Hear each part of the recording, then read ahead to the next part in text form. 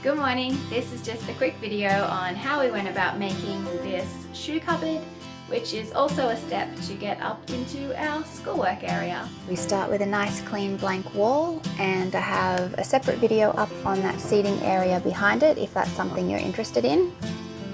Work out your heights and lengths and keep all your lines level. For the frame I use some cheap non-structural pine 35 by 70, and I rip that down the center using a table saw. I do that to save on both space and money. I got plenty of help throughout this build. Attach the back of the frame to the wall using the longer screws to go into the studs. I like to jump on everything I build as I go so I can check that it is strong and secure. Start assembling the front face of the frame, keeping it the same distance from the wall the entire way along. I used pre-cut palings for this instead of wasting the lengths of 35 by 35. And now I can start filling in the sides with the palings.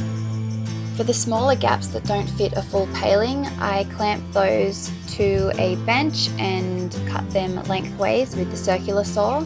You could run them through the table saw, but I find that there's usually a few mil difference between the top gap and the bottom gap.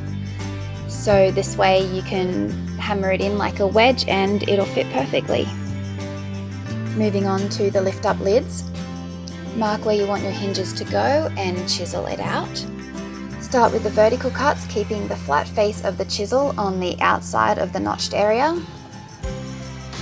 Then with the beveled edge down, lightly start shaving off piece by piece until you get the correct depth. Mark your holes and then pre-drill to prevent any splitting. Excuse my croaky voice, I'm not sure if I'm sick or if it's from all the smoke from the fires. Attach your screws and then mark out the other side. Attach the stationary piece to the frame using 10-cent pieces as spacers against the wall. Set your table saw to 25 mil and run some palings through. When you know where you want your holes to be, mark, drill and chamfer. These will hold all our palings from the underside, creating our lift up lid. For the lids on the taller part of this cupboard, I use those 25 mil lengths from those palings we cut earlier to form a frame.